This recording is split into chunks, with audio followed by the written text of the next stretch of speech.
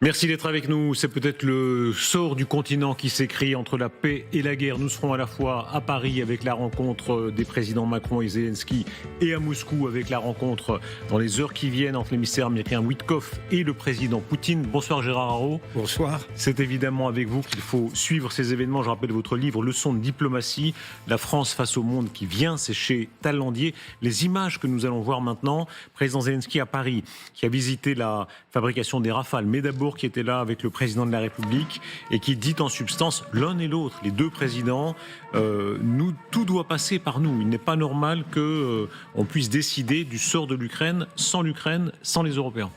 D'abord, il faut quand même remarquer la visite du président Zelensky quasiment 8 jours après être venu à Paris.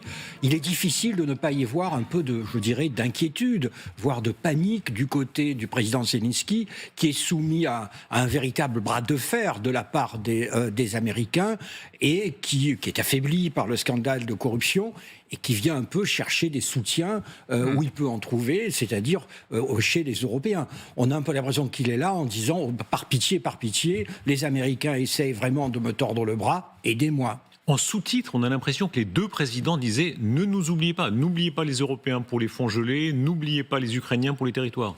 Ah ben, depuis le début, on est dans cette situation. Les fameux 27 ou 28 points avaient été rédigés sans les Américains, les Européens. Les Européens ont essayé d'apporter leur petite touche, et on a entendu Rubio superbement interrogé par la presse. Que pensez-vous du plan européen? Réponse de Rubio, je ne l'ai pas vu. Les Américains délibérément ne veulent pas évidemment que les Européens compliquent la négociation avec la Russie. Est-ce qu'un piège s'est refermé? Beaucoup de soutien à l'Ukraine ont dit longtemps on ne négocie pas, il n'y a pas à négocier tant que les territoires ne sont pas entièrement reconquis, et maintenant comme on est obligé de bouger un peu et de dire changer d'avis, on veut négocier mais on ne peut pas être au centre du jeu. Alors, c'est un petit peu ma cible parce que chaque fois, j'ai l'impression que chaque fois que je vous rencontre, j'en parle. Mais aujourd'hui ou hier, la représentante spéciale de l'Union européenne, Madame Kallas, a déclaré on ne négocie pas avec la Russie. Alors évidemment, si on négocie pas avec la Russie, donc on fait la guerre. Et puis il y a rien, il n'y a pas tellement d'espoir. Est-ce qu'il n'y a pas une terrible hypocrisie là? On dit nous on ne négocie pas, mais on est quand même bien content que Trump organise des négociations. Au fond, oui, c'est-à-dire que on ne négocie pas, c'est difficile pour les Européens de dire négocier, parce que ça veut dire violer le droit international, ça veut dire accepter que l'agresseur soit récompensé, et ça veut dire aussi négocier un peu par-dessus la tête de l'Ukraine. Et donc les Européens sont piégés, ne peuvent rien faire, et je suis en effet, au fond, que Trump s'y risque, peut satisfaire un certain nombre d'Européens. Au fond du fond, quel est le secret de ce que nous sommes en train de vivre? Pendant longtemps, on a dit on tient bon, on ne négocie pas avec quelqu'un qui occupe un cinquième, en gros, un cinquième de l'Ukraine. On imagine si on négocie avec quelqu'un qui occupe un cinquième de la France. Théoriquement, ça ne se fait pas. Bah oui, mais on l'a fait en 1871 et on a perdu l'Alsace et la Lorraine, traité de Francfort. C'est ça l'histoire. Hélas, à la fin de la guerre, il y a le vainqueur qui prend une partie de la chair du vaincu. Mais là, on est passé d'une position très altière, où on disait on ne négocie pas, on tient bon, on se bat, à une position où tout le monde dit, je crois que j'entends très peu, il y a quelques-uns, il y a Nicolas Tenzer, il faut lui rendre cet honneur, Nicolas Tenzer est très ferme sur sa ligne, il y a l'opposant très déterminé et très structuré aussi, Yegor Gran, qui dit il n'y a aucune raison de négocier, ce sont des négociations d'infamie, mais en dehors de ça, même beaucoup de soutiens de l'Ukraine disent bah oui, il va falloir quand même négocier. Je pense qu'il y a beaucoup d'Européens qui avaient oublié ce qu'était la logique d'une guerre. Moi, quand je disais, maintenant il y a 3 ans, vous savez, la Russie est quand même plus forte que l'Ukraine, je me faisais traiter de poutinolâtre. On avait oublié cette logique. Une guerre, ça se résout sur le champ de bataille. Et ce n'est pas le fait d'avoir tort ou raison, d'être l'agresseur ou l'agressé qui compte, c'est d'être le plus fort. Or, ce qui a peut-être changé, pour expliquer un petit peu ce que vous avez remarqué, c'est que les États-Unis nous ont lâchés. Tant que les États-Unis étaient à nos côtés, on pouvait penser qu'en effet, on avait les moyens d'équilibrer la pression russe. Là, avec les Américains qui nous lâchent, ça devient beaucoup plus compliqué, beaucoup plus difficile pour les Européens et les Ukrainiens. Dans les heures qui viennent, je crois qu'il est déjà, en tout cas, il est parti pour Moscou. Witkoff, le négociateur, l'envoyé spécial américain, l'ami personnel de Donald Trump, va rencontrer le président Poutine. On a tous en mémoire l'image où il met la main sur le cœur, ils ont eu des échanges de cadeaux, voilà. Ils y croient encore. Est-ce qu'ils peuvent cette fois y arriver ? Alors, apparemment, d'abord, il doit partir théoriquement avec l'accord qui a été négocié avec les Ukrainiens en Floride, parce qu'il y a eu une négociation où il y avait pas seulement Witkoff, ce qui est rassurant, il y avait Rubio, le secrétaire d'État, dont le discours est quand même très différent de celui de Witkoff. Il insiste sur l'indépendance de l'Ukraine, notamment le maintien de l'indépendance de l'Ukraine. Donc, théoriquement, il a une feuille de route, il va la présenter aux Russes et personnellement, je suis à peu près convaincu que les Russes la refuseront. Mais la refuseront sans doute en essayant de ne pas apparaître la refuser. Mais aujourd'hui, la Russie semble prouver qu'elle ne veut pas négocier, quoi qu'on lui présente. Ce personnage, Witkoff, qu'est-ce qu'il dit de Trump? Vous avez été aux affaires, vous étiez ambassadeur aux États-Unis quand Trump, c'était Trump 1. Oui. Il n'y avait pas de Witkoff à l'époque. Non, il n'y avait pas de Witkoff, mais Trump méprise les fonctionnaires. Donc les diplomates, il n'en a absolument rien à faire. Vous savez, on plaisante aujourd'hui, au département d'État, où on dit qu'il n'y a qu'un seul endroit au département d'État qui est actif, c'est la cantine. Parce que les diplomates sont complètement marginalisés. Cela étant, ils peuvent être marginalisés aussi ailleurs qu'aux États-Unis. Mais et donc il fait appel à des gens qui, comme lui, sont des hommes d'affaires. Et voilà, Witkoff. Mais je pense qu'on attache trop d'importance à Witkoff, comme s'il avait, je dirais, comme si c'est lui qui décidait. En réalité, Witkoff met en œuvre la politique de Donald Trump, et cette politique de Donald Trump est très claire. Il veut se dégager de ce conflit, il pense que l'Ukraine va perdre, et que donc l'Ukraine a intérêt de négocier tout de suite, plutôt que dans 3 mois, parce que 3 mois, la situation sera aggravée, et il veut faire des affaires avec la Russie. Est-ce que c'est une méthode de travail? Vous avez travaillé avec beaucoup de ministres, beaucoup de présidents, et des présidents français aussi, qui avaient plusieurs fers au feu, souvent qui avaient un envoyé spécial, et puis ils ne disaient pas forcément à leur hiérarchie diplomatique ce qu'ils faisaient. Oh, mais ça existe encore aujourd'hui, ça existe encore aujourd'hui, naturellement. Un président essaye de... Le problème, c'est de tâter le terrain de l'autre côté. Et alors, vous pouvez tâter le terrain alors par les voies officielles, mais alors c'est aussi votre ministère des Affaires étrangères, mais il y a aussi le ministère des Affaires étrangères de l'autre côté. Or, aujourd'hui, par exemple, en Russie, c'est pas Lavrov qui compte. Lavrov est totalement marginalisé. Donc, il faut voir accès au président lui-même dans un système qui est de plus en plus vraiment centralisé et personnalisé, en Russie comme ailleurs, y compris en France. Et donc, avoir un ami personnel du président, d'une certaine manière, ça rassure. Ça veut dire que Poutine se dit, lui, il parle au nom de Trump, c'est pas le département d'État, c'est vraiment Donald Trump. Est-ce que la France a raison d'avoir choisi son camp de manière aussi catégorique? Les archives, c'est intéressant, et a beaucoup partagé l'archive de début décembre 66, c'était la visite de Kosygin, soviétique à Paris, accueilli par De Gaulle comme grand chef d'État, il était président du Conseil des ministres, et à l'époque, De Gaulle avait un petit faible quasi pro-soviétique. Beaucoup soulignaient qu'il avait été plus dur pour condamner le Vietnam que pour condamner les chars russes soviétiques en Tchécoslovaquie. Non, ça je ne suis absolument pas d'accord, parce que pour les 2 grandes crises qui ont failli déboucher sur une guerre entre l'Est et l'Ouest, c'est la crise de Berlin et la crise de Cuba, vous avez eu un général de Gaulle qui était le plus dur des Européens aux côtés des Américains. Il recevait quand même les soviétiques à Paris. Mais oui, ça n'empêche pas. Aujourd'hui, on n'imagine pas, là, dans les heures qui viennent, Poutine à Paris. Voilà, alors, est-ce que, c'est une question légitime, est-ce que ce serait possible? L'idée, ce n'est pas seulement... Là, on voit bien que non. Non, mais je dis, est-ce qu'on aurait pu... Est-ce que ça aurait été possible? Personnellement, je dis, aujourd'hui, comme il n'y a absolument aucune potentialité, aucune possibilité de négociation, on ne va pas inviter Poutine pour regarder les illuminations des Champs-Élysées. Donc, il n'y a pas de raison de négocier avec Poutine. Poutine ne veut pas négocier. On voit bien que ça flotte. C'est très évident. Gérard, où ça flotte, visiblement. Le président de la République, dans cette même émission, disait, par exemple, oui, Poutine peut revenir, on peut oublier un moment la CPI, le mandat d'arrêt, il y a une sorte d'immunité, disait-il, tant qu'il est chef d'État. Et puis en même temps, d'autres comme Kaja Kallas, que vous citiez, disaient non, s'il vient en Europe, il faut l'arrêter. Non. On revient toujours sur, au fond, qu'est-ce qu'on peut faire face à la Russie et qu'est-ce qu'on peut faire à 27. Nous sommes un peu paralysés par le fait que nous sommes 27, c'est-à-dire qu'il y a un certain nombre de pays européens qui, pour des raisons légitimes, si vous étiez estonien, hypothèse entre 1000, ou si vous étiez polonais, évidemment, vous diriez, il n'est pas nécessaire. On ne négocie pas avec la Russie, la Russie c'est l'ennemi. Et donc, de se séparer, de se dissocier finalement de ce consensus contre la Russie, contre l'agression russe, ça nécessiterait finalement d'avoir une ouverture de la part des Russes. Il n'y a pas de négociation de la part des Russes. S'ils ne négocient pas avec Trump, un Trump qui est prêt à toutes les concessions, il ne va pas négocier avec la France.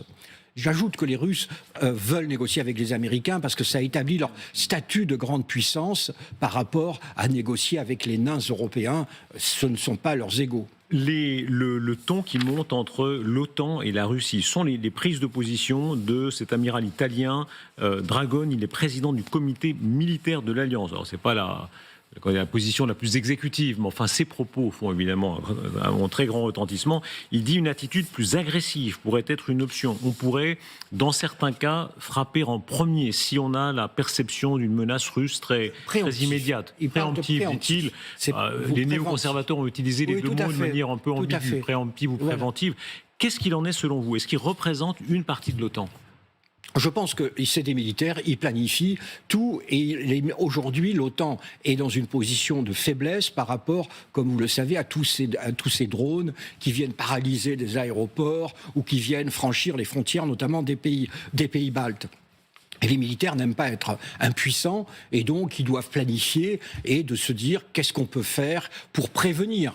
On va prévenir ces agressions russes. Cela étant, comme vous l'avez dit, le président du comité militaire présente des plans et c'est décidé par les États. C'est pas les militaires qui, Dieu merci, qui ont le pouvoir à l'OTAN. Est-ce que vous comprenez, vous les citiez, ces Baltes, ces Polonais qui disent si demain il y a une concentration de troupes aux portes des pays baltes ou aux portes de la Pologne, on n'hésitera pas, on peut tirer les premiers? Je ne suis pas sûr qu'ils tireront les premiers, parce que ça serait déclencher la guerre. Les pays baltes, ce serait suicidaire, étant donné le rapport des forces, les Russes face aux petits pays baltes. Non, il est normal de faire un peu de rouler les mécaniques, de montrer les muscles pour essayer de dissuader les Russes en disant n'essayez pas de jouer à ça. D'ailleurs, jouer, c'est pas tellement attaquer la Pologne, parce que la Pologne a les moyens de se défendre. Mais on en a déjà parlé. C'est essayer harceler les pays baltes et qui sont tellement faibles que évidemment on peut vouloir les intimider. Si on fait un peu d'histoire, les réactions russes ce soir sont extrêmement vives. Expliquez-nous ces quelques moments où soit l'OTAN, soit l'Occident, c'est-à-dire les États-Unis surtout, ont effectivement frappé les premiers. Et ça a été vu comme tel par les Russes, c'est-à-dire en Yougoslavie, en Irak et en Libye.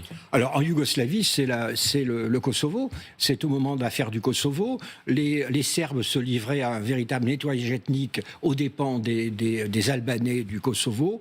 Et l'OTAN a envoyé un ultimatum à la Serbie pour lui dire d'arrêter ces pratiques. La Serbie ne l'a pas fait. Et donc l'OTAN a commencé à frapper la Serbie pour l'obliger à céder, y compris Belgrade. À l'époque, j'étais d'ailleurs à la mission de la France auprès de l'OTAN à Bruxelles. Et finalement, la Serbie a cédé. Mais d'ailleurs, l'amertume russe... Posez vos mots encore maintenant, parce que vous étiez aux affaires à l'époque. Oui, j'étais... Oui, je vois. Alors, regardez, c'est très intéressant, parce que vous vous accrochez quand même aux éléments de langage de l'époque. Vous avez vu? Non, mais j'essaie... Là, vous êtes un peu en réalité, la rupture... Non, parce que après, j'ai été le négociateur français donc, pour la reconnaissance de l'indépendance du Kosovo. Et je me rappelle que la rupture avec les Russes n'a pas été tant sur l'opération militaire que la reconnaissance de l'indépendance du Kosovo. Est-ce que là, on a fait des erreurs? Yakovlev, qui n'est vraiment pas suspect d'être pro-russe, Yakovlev dit toujours, à ce moment-là, oui, l'OTAN, en bon français, a merdé. Moi, je pense qu'il faut regarder au-delà même du Kosovo. Il y a la question qu'on doit se poser, c'est quand avons-nous perdu la Russie ? Vous voyez, lorsque s'effondre le communisme, lorsqu'on a l'impression que la Russie peut rejoindre la famille occidentale, il y a cette période au cours des années 90, et finalement, on voit où on en est. Et moi, je n'ai jamais été dit, contrairement à certains, c'est la faute des Russes ou c'est la faute des Occidentaux. Il y a eu des occasions perdues. Moi, je dis parfois, et je l'explique dans mon livre, je dis ça a été l'arrogance occidentale et la paranoïa russe. Il y a eu une incapacité l'incapacité de l'un d'admettre, de comprendre l'autre. Les deux grandes affaires, le mensonge invasion de l'Irak 2003 sur un prétexte, faux prétexte, l'histoire de la fameuse fiole, voilà, l'invasion, puis ensuite la Libye, faire tomber Kadhafi au-delà du mandat de l'ONU, ça, vu des Russes et des Serbes et de quelques autres, oui, c'est une espèce de coup de canif. Alors moi j'ajouterais le grand élargissement de l'OTAN de 2004, parce que le premier élargissement de 97, donc c'est la Pologne, la Hongrie, la République tchèque, ça pouvait encore être admis par une Russie qui de toute façon était à terre et ne pouvait rien dire. Mais en 2004, là on élargit avec les pays baltes, la Roumanie, puis les autres pays de l'Est, alors que la Russie pouvait penser qu'elle était redevenue un interlocuteur, un partenaire. Là, je pense qu'il y a eu une véritable rupture. Et d'ailleurs, on le voit lorsqu'en 2007, à la conférence dite de la Wehrkunde à Munich, conférence sur les questions de défense, vous avez un discours très dur de Poutine qui dit en gros, ben voilà, on a essayé de travailler avec vous, ça n'a pas marché, c'est la rupture. Et donc là, je pense que il y a eu, moi je dirais, oui, mais même l'Irak, finalement, les Français étaient avec les Russes, les Allemands étaient avec les Russes, donc les Russes n'étaient pas seuls. Vous avez eu 2004 l'élargissement, et puis en effet, c'est allé jusqu'à l'opération en Libye. Oui, faire tomber Kadhafi, c'est resté une sorte de rupture. Emmanuel Macron, rappelons-le, lui-même a pris parti a posteriori, contre cette intervention. Il a dit la France a eu tort de faire la guerre de cette manière en Libye. C'est resté une blessure. Oui, c'est moi, vous savez, quand j'étais aux Nations Unies, c'est moi qui fais voter la résolution d'intervention. Donc après, c'est moi qui ai dû défendre l'action de la France. Là, vous êtes type de parole maintenant. Là, on est. Donc j'ai dû vraiment expliquer ce que nous avions fait, défendre ce que nous avions fait. C'est le rôle du diplomate. Est-ce que parfois vous qui êtes un catholique, vous êtes bon catholique, vous l'étiez, est-ce que vous dites nostra culpa? Vous êtes trompé parfois? Ah, comme diplomate, jamais, parce que je représente la France. Donc la France ne se trompe pas, par définition. Depuis Hugues Capet, la France ne s'est jamais trompée. Et je suis prêt à l'argumenter. Et donc, à l'évidence, toute plaisanterie mise à part, c'est vrai qu'au sein des Nations Unies, il y avait une grande partie de l'organisation qui nous critiquait, qui pensait que nous étions allés au-delà de notre mandat. C'était la France et la Grande-Bretagne qui dirigeaient les opérations. Les Américains étaient quand même un peu en retrait. Alors, quittons l'histoire. Ce qui se passe maintenant, quelle que soit la chaîne des responsabilités des uns et des autres, c'est un ton qui monte très fort. Côté OTAN, côté Russie, les ultras, on est dans un moment où les ultras à Moscou se donnent libre cours. La revue La Vie internationale, c'est rapporté par cette revue très brillante qui s'appelle Le Grand Continent, publie un texte très violent contre l'Europe, intitulé « Brûler jusqu'à la Manche ?» pour l'interrogation. Quelle garantie de sécurité efficace à l'heure d'un affrontement historique entre la Russie et l'Occident? Et il y a comme ça une sorte de logorée anti-occidentale qui se développe à Moscou. Oui, mais là, vous savez, c'est une argumentation qu'ils utilisent depuis maintenant quasiment 2 ou 3 ans. Vous avez cette émission de télévision où on menace d'atomiser Londres et Paris à peu près une fois tous les 15 jours. Vous avez cette relation d'amour-haine entre l'Occident et la Russie. Vous savez, au fond, la Russie, d'un côté, rêve d'être une partie de l'Occident, de l'autre est pleine de complexes de ne pas en être, et donc parfois il y a l'expression de ce qu'on appelle le slavophilie, une sorte de haine de l'Occident. Est-ce que c'est dangereux? Et là, ils sont en train Est-ce qu'on est entré dans une phase dangereuse? Parce que très longtemps, on en a souri. Très longtemps, en Europe de l'Ouest, on disait c'est des excités, des agités, etc. Et tout à coup, on a chef d'état-major des armées qui dit attention, il faut prendre ça au sérieux. Président de la République qui dit attention, il faut prendre ça au sérieux. Le ton a changé. Le ton a changé, mais pour moi, le ton a changé pas à cause du changement du rapport des forces. C'est-à-dire que tant qu'on était sous la protection américaine, il faut bien le dire, sous la bannière américaine, même si les Français grognaient contre les Américains, ils nous défendaient, tout allait relativement bien, on n'avait pas à s'inquiéter des Russes. Aujourd'hui, le rapport des forces a changé parce que les Américains rentrent chez eux, et donc nous nous retrouvons seuls face à la Russie. Ça veut dire quoi? Qu'aujourd'hui, on aurait besoin des Américains? Ce serait plus confortable pour aussi les Américains. Ne soyez pas si mondain, ça ne veut rien dire, ce serait plus confortable. Ah non, non. On dirait que vous avez une tasse de thé devant vous, que vous allez vous servir un sucre ou deux. Je préfère le whisky que vous ne servez pas d'ailleurs, malgré mes revendications répétées. Non mais ça veut dire quoi confortable? En réalité, aujourd'hui, est-ce qu'on a besoin des Américains pour notre sécurité? Là maintenant, pas dans 10 ans ou dans 20 ans. Oui, on a besoin des Américains pour notre sécurité, oui. C'est évident. Mais on a construit notre sécurité sur la base de l'engagement américain. Et depuis 1945. Donc, d'un seul coup, nous devons changer de pied. Pardon, là, on les comprend Américains. la panique. Comment ? Si vraiment vous avez raison, c'est un sentiment de panique. Parce que très vite, on se réfugie dans on aurait pu, on aurait dû, Trump est méchant, je ne sais quoi. Mais vous dites maintenant, on aurait besoin des Américains pour être protégés. Maintenant, on aurait besoin des Américains pour être protégés. Oui. Pour un certain nombre de types d'armements. Mais ça ne veut pas dire non plus que si les Américains ne sont pas là et que si les Russes attaquent, ils défileront sur les Champs-Élysées. C'est évident que de toute façon, nous avons les moyens de nous défendre. Mais voilà, ce sera plus compliqué parce qu'il nous manque un certain nombre de capacités militaires.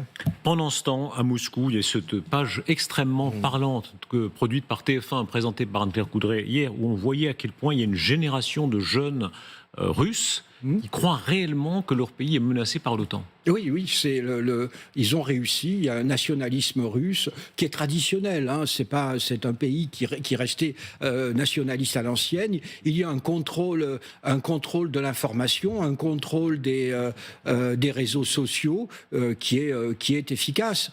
Et puis Poutine, n'oublions pas, a aussi rendu à son pays sa fierté. Il faut se rappeler à quel point le pays avait sombré dans les années 90 et au début des années 2000. Il a rendu à ce pays, sa fierté. On va regarder une séquence. Ce sont les adolescents qui défilent au pas, qui se préparent à une guerre sur un mode qui existait encore en Europe de l'Ouest il y a quelques années, plus du tout maintenant, et vous allez réagir. Ces adolescents ont entre 14 et 18 ans. Le commandant, le porteur de drapeau, vous mettez ici. Marche! Ce jour-là, c'est la réunion annuelle des clubs de la banlieue de Saint-Pétersbourg. Il y a environ 150 adolescents qui sont réunis, on va les suivre et vous allez voir, cette journée démarre par une cérémonie patriotique. La cérémonie du drapeau est désormais obligatoire dans toutes les écoles de Russie, une fois par semaine depuis 2022.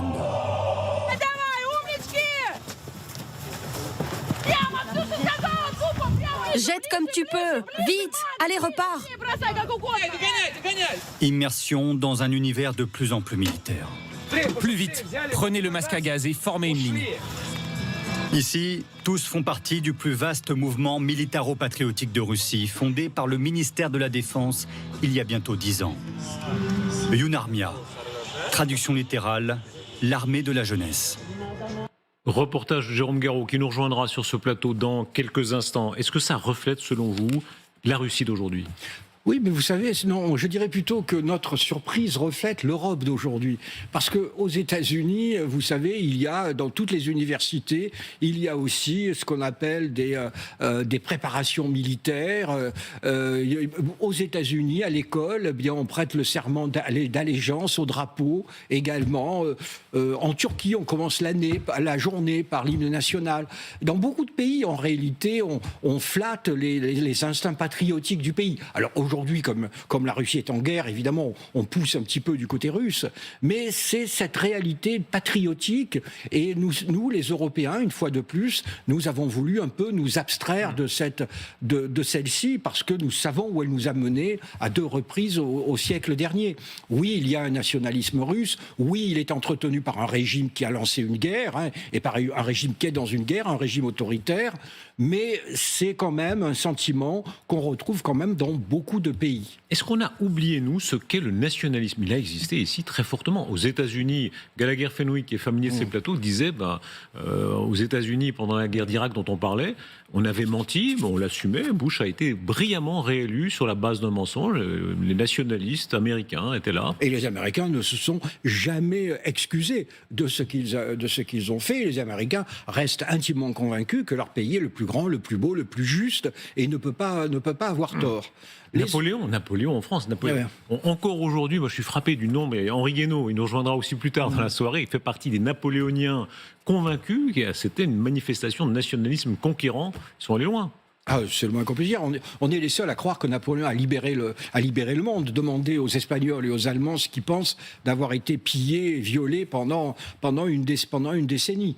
Non, mais nous, l'Europe de l'Ouest en particulier, parce que il y a une différence avec l'Europe de l'Est. Hein, on la voit apparaître. L'Europe de l'Ouest, nous avons fait quasiment une sorte d'œuvre psychologique pour nous débarrasser du nationalisme comme vraiment une peste qui nous avait entraîné au pire.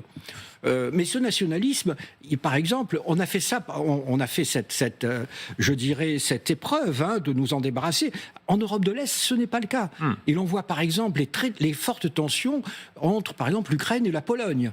Il y a des histoires de frontières, des histoires de massacres. Entre les Roumains et les Hongrois. Les Roumains et les Hongrois, les Hongrois et les Slovaques et les Serbes. Tout ça, il y a, pas les Slovaques et les Serbes, les Hongrois et les Serbes. Donc vous avez tout ces souvenirs qui sont là, purulents. La haine du voisin, qui était une des raisons dynamiques de l'Europe pendant tant de siècles. Oui, et puis, même si vous... Mais le voisin, par exemple, en Bosnie, on m'a expliqué que des gens qui... Alors, il y avait un musulman à côté d'un orthodoxe, ils faisaient la fête ensemble pendant 30 ans, et dès que la guerre éclatait, chacun se disait, il faut que je le tue avant qu'il me tue.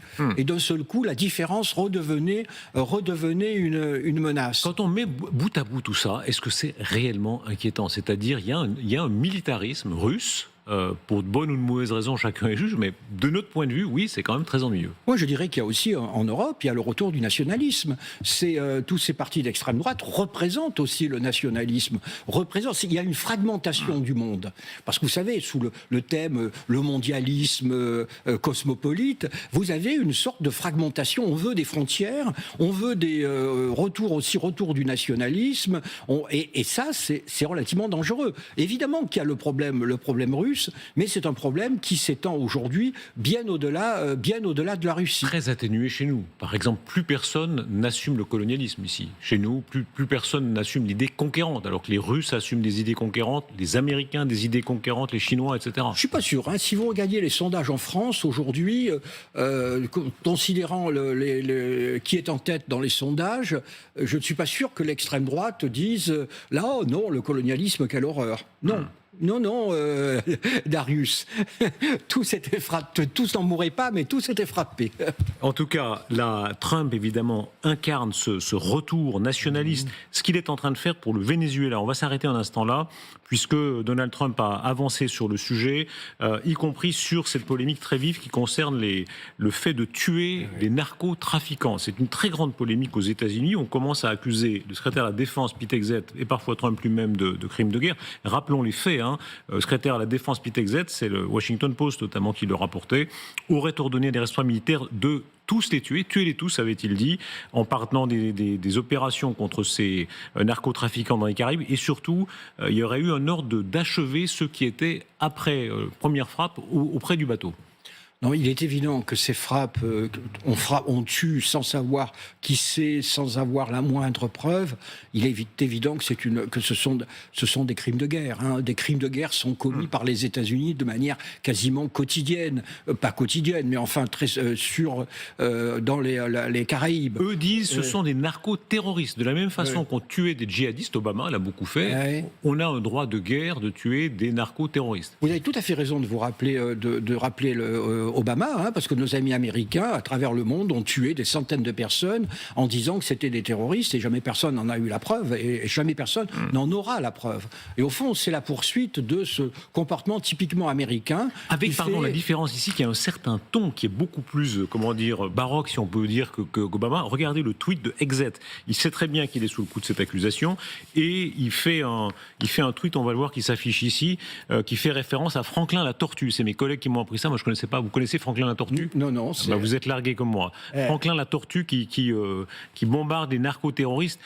On est là dans la provocation, évidemment très droitière, très militariste, en disant c'est notre droit. Oui, ils ont. Mais vous savez, les États-Unis et le droit, c'est une longue histoire. Hein. Ils ont quand même réussi, nos amis américains, à enfermer pendant plus des décennies des malheureux qu'on accusait d'être terroristes et qu'on mettait à Guantanamo. Ça continue. Et qui sont toujours à Guantanamo et parce que là, ils n'avaient pas de protection juridique. Donc voilà, le rapport avec le droit. Toutes les démocraties ont un rapport parfois un peu éloigné, mais les Américains en particulier. Est-ce que c'est une manifestation d'agressivité? On voit bien qu'il y a, sans tomber dans les préjugés faciles, dans beaucoup d'événements qu'on a rappelés ici, guerre d'Irak, etc., il y a une agressivité américaine qui s'est perdue en Europe. Totalement, parce que les Américains ont la puissance, et la puissance va jusqu'au temps qu'on n'arrête pas. Hein. Finalement, les Européens, c'est aussi une adaptation aux nouvelles réalités de puissance qui font qu'ils ne peuvent pas bombarder autant qu'ils l'ont fait au XIXe siècle. Hein. Mais peut-être... Après tout, si vous regardez les interventions françaises en Afrique, hein, de 1960 à 2013, nous sommes quand même intervenus assez souvent. Et sans en avoir vraiment, je dirais, ni le mandat, sans qu'on puisse savoir quelles en étaient vraiment les raisons. Donc je crois qu'on ne peut pas faire la leçon. Hein. Dès qu'un pays a les moyens de le faire, il le fait, il agit et il utilise la force s'il pense qu'il a les moyens d'utiliser la force pour défendre ses intérêts. Mais évidemment, les Américains étant la première puissance au monde, en ont abusé. Et en abusent d'autant plus que vous avez ces provocateurs. Ils se comportent comme quelqu'un de 15 ans, etc. Hein, c'est pas sans aucun sens de la dignité. Est-ce que ça plaît à une partie de l'électorat qui dit enfin quelqu'un qui envoie paître toutes les convenances? Ben évidemment que ça plaît à toute la base MAGA, les 35% qui font la base MAGA, évidemment qui sont tout à fait contents. On est quand même dans un pays où tout le monde est armé. Et où vous pouvez franchement abattre quelqu'un pour des raisons vraiment très minimes. Et cependant, Trump est sensible à l'argument du droit. Il fait très attention. On va écouter cette séquence. Il est questionné sur ce qu'a fait Exet. Oui. Et c'est très intéressant. Parce que ça, c'est pas le Trump qui se laisse aller. Il pèse visiblement chaque mot parce qu'il sait que là, il y a... Et il lâche Exet. Un peu peut-être. Écoutez-le. Je ne sais pas si cela s'est produit. Pete a dit qu'il ne l'a pas voulu. Il ne savait même pas de quoi les médias parlaient. Nous allons donc examiner la question et mener l'enquête. Mais non, je n'aurais pas souhaité cela. Pas de deuxième frappe. La première frappe était très meurtrière. Il y avait 2 personnes dans les environs. Mais Pete a dit que ça n'a pas eu lieu. J'ai confiance. Vous dites qu'il n'y a pas eu de deuxième frappe?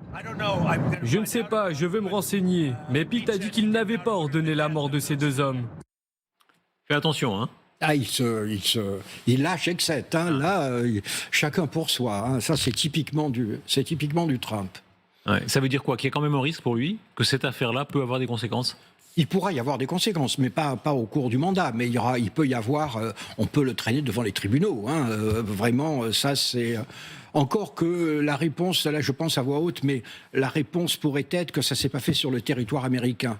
Donc les tribunaux américains n'ont pas de compétences. Sans doute, ça sera la réponse. Que va-t-il faire au Venezuela? Les troupes américaines continuent des préparatifs d'opération. Il y a cette formule un peu ambiguë quand il parle d'intervention à terre. Il dit nous allons nous occuper de cette situation. Nous avons presque réussi à les arrêter. Il parle des narcotrafiquants.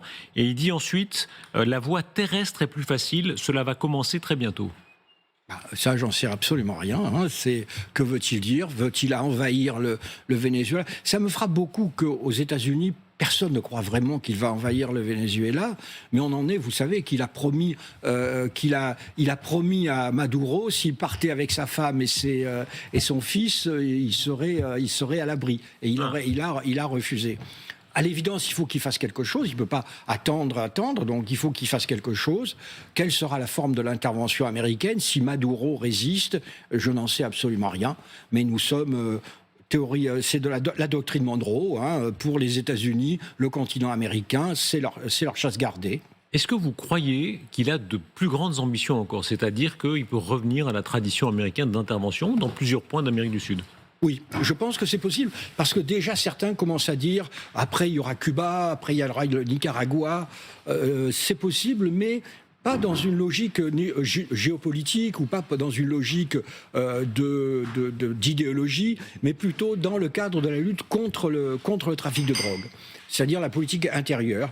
Oui, il peut procéder à des frappes sur le continent américain. Il y a une tradition, les plus jeunes oublient sans doute à quel point, depuis la chute d'Allende, quand il faisait chuter des gouvernements de gauche, ça c'était 73 je crois, Oui. jusqu'à... voilà, ça a été une grande tradition.